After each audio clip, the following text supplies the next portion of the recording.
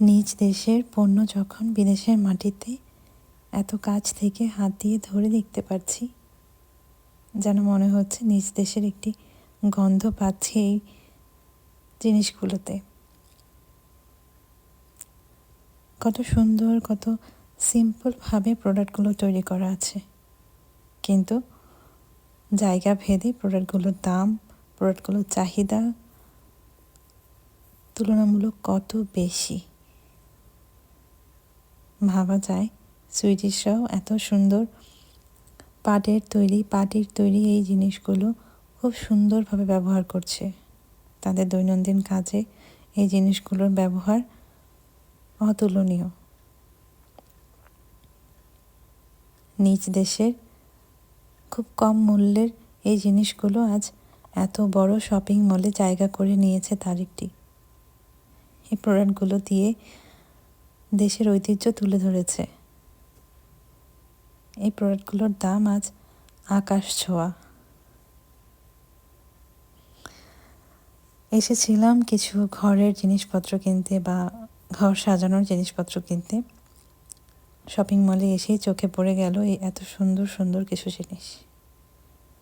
বলা যায় সুইডিশরা ঘর সাজাতে খুব পছন্দ করে, যেহেতু এখানের ওয়েদার 12 মাসের মধ্যে 7-8 মাস খুব ডার্ক ওয়েদার থাকে এবং খুবই স্নোফল হয়। তো বাইরের পরিবেশটা তো ওই সাদা স্নোয়ে ঢাকা থাকে বেশিরভাগ সময়টাতেই। তো ঘরের পরিবেশটাকে খুব সুন্দর, খুব অ্যাট্রাক্টিভ করে তোলা যায় এরকম কিছু জিনিসপত্র দিয়ে ঘর সাজিয়ে রাখলে নিজের মন, নিজের সব কিছুই যেন একটু ভালো লাগে, একটু হালকা লাগে নিজের কাছে। তো এখানে ঘর সাজানোর প্রোডাক্টের মধ্যে সবচেয়ে ইম্পর্টেন্ট বা সবচেয়ে বেশি ব্যবহৃত হয় যে প্রোডাক্টটি, সেটি হচ্ছে ক্যান্ডেল। সুইডিশরা প্রচণ্ড রকমের ক্যান্ডেল লাভার বলা যায়। ওরা ক্যান্ডেল অনেক ভালোবাসে।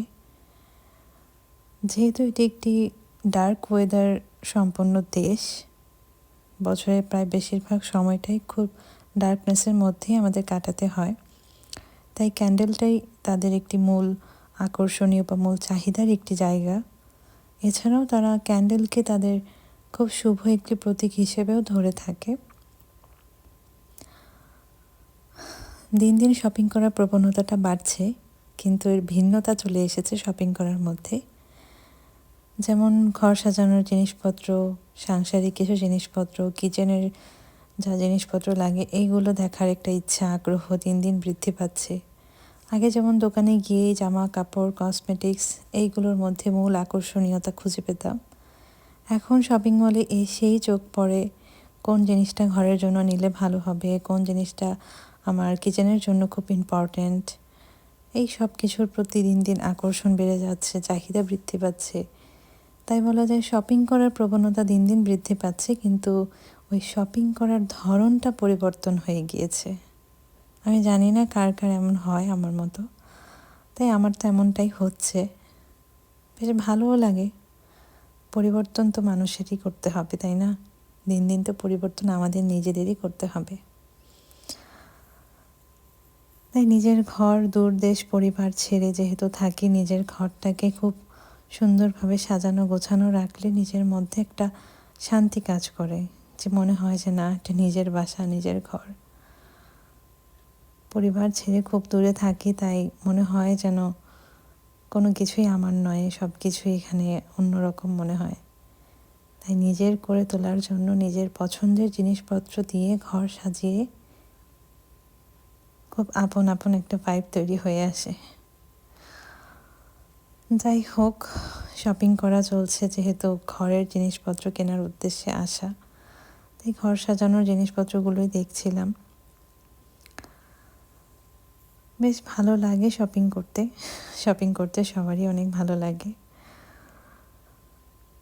খুব সুন্দর সুন্দর কিছু সামার ভাইব প্রোডাক্ট উঠেছে, যেহেতু এখন সামার চলে এসেছে।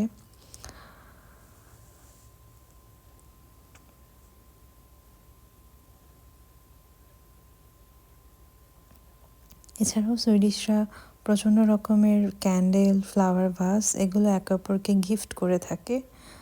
আমি এই জিনিসটি দেখে প্রথমবার খুবই অবাক হয়েছিলাম। ওরা একে অপরকে গাছও গিফট করে থাকে। এবং ক্যান্ডেল গিফট করে থাকে, সুন্দর সুন্দর ফ্লাওয়ার ভাস গিফট করে থাকে।